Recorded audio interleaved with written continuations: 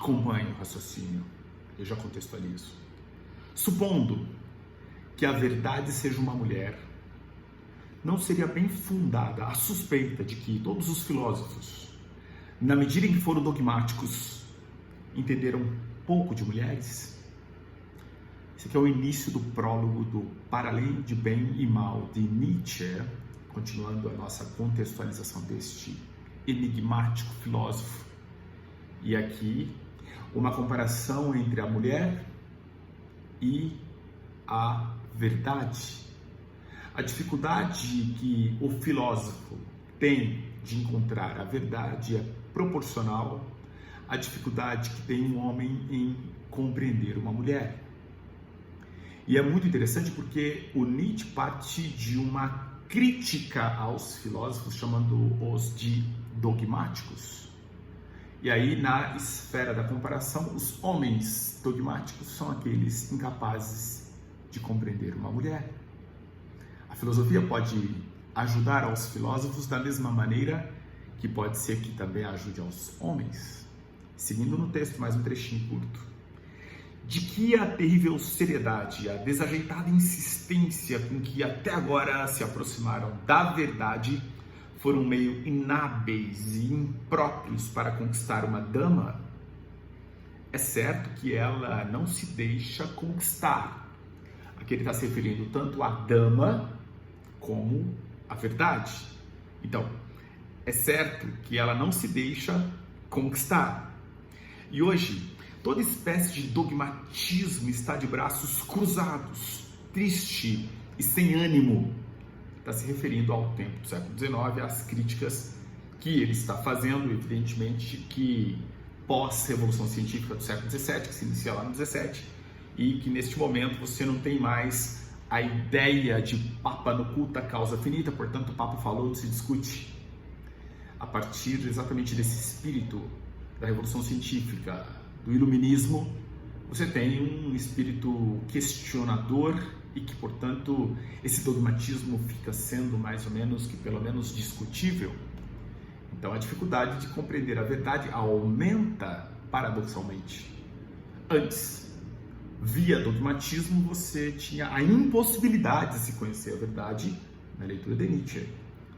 Agora se tem uma dificuldade proporcional à dificuldade que tem o homem de se compreender uma mulher. Atual o texto ou não? Seguindo mais um trechinho curto, muito interessante esse prólogo, recomendo a leitura. Se é que ainda está em pé. Aqui, retornando à parte anterior para fazer mais sentido. É certo que ela não se deixa conquistar, a mulher e a dama. E hoje, toda espécie de dogmatismo está de braços cruzados, triste e sem ânimo. Se é que ainda está em pé. Veja só a ponderação. Se é que ainda está em pé. Pois há os zombadores que afirmam que caiu, que todo dogmatismo está no chão, ou mesmo que está nas últimas. E aí ele está se referindo a estes autores modernos que, de certo modo, estão pensando que agora não temos mais dogmatismo, afinal de contas nós estamos construindo conhecimento por meio de instrumentos mais humanos, não da transcendência. E o Nietzsche está meio que colocando isso em questão. E ele segue. Falando seriamente, ou seja, até agora estava sendo assim uma brincadeira, mas na verdade não é. Falando seriamente, há boas razões para esperar que toda dogmatização em filosofia, não importando o ar solene e definitivo que tenha apresentado, não tenha sido mais que uma nobre infantilidade e coisa de iniciantes. E aqui eu até grifo no meu texto, né? E talvez seja próximo o tempo em que se perceberá quão pouco bastava para constituir o alicerce das sublimes e absolutas construções filosóficas que os dogmáticos ergueram. Alguma superstição popular de um tempo imemorial. E aí, entre parênteses, como a superstição de alma, que, como superstição do sujeito e do eu, ainda hoje causa danos. Fechando parênteses. Seguindo só mais um trechinho, eu já explico. Talvez algum jogo de palavras, alguma sedução por parte da gramática ou temerária generalização de fatos muito estreitos, muito pessoais, demasiado humanos. Fechando? Não o prólogo, só o trecho que eu quero para esse vídeo. A filosofia dos dogmáticos foi: temos esperança. Apenas uma promessa através dos milênios. Assim como em época anterior à astrologia, a cujo serviço talvez tenha aplicado mais dinheiro, trabalho, paciência, perspicácia do que para qualquer ciência verdadeira até agora. A ela e suas pretensões supraterrenas, ele coloca entre aspas, deve-se grande estilo na arquitetura na Ásia e no Egito.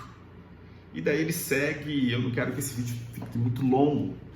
A intenção aqui, topa pensar, é de apresentar algumas questões para reflexão, mas aqui interessa primeiro observar que Nietzsche faz uma crítica muito forte à filosofia que ele está chamando de dogmática, que é aquela que se assentou na perspectiva de idealismos.